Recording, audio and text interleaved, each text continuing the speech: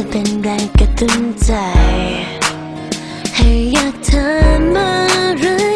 ที่ดีและก็เพิ่งรู้ว่าใจฉันที่มันเกเรอยู่ทุกทีในวันนี้เปลี่ยนไป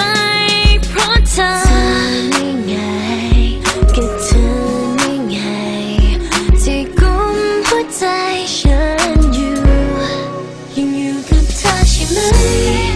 ก็ฝากเธอไว้อีกวันอย่างนี้ก็รบกวนละกันคงไม่เป็นภาระนะถ้าเธอยังไม่มีใคร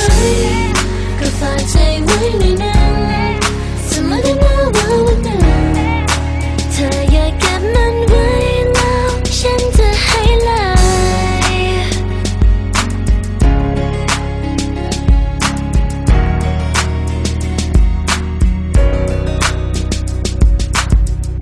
ฉันก็รู้แล้วว่าเธอรู้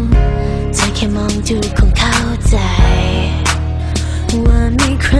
คนหนึ่งคิดถึงเธอที่ไม่ค่อยรู้คงเป็นฉันที่ไม่ง่ายการจะห้ามใจที่มันคอยลอยไปใกล้เธอนี่ไงก็เธอนี่ไงที่กุมหัวใจฉันอยู่ยังอยู่กับเธอใช่ไหมก็ฝากเธอไว้อีกวันอย่างนี้ก็รบกวนละกัน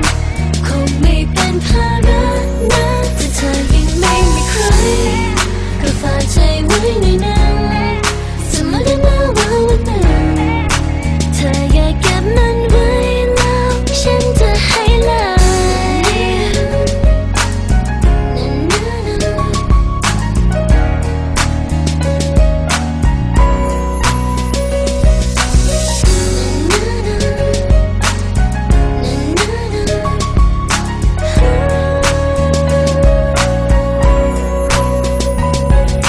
เธอนี่ไงก็เธอ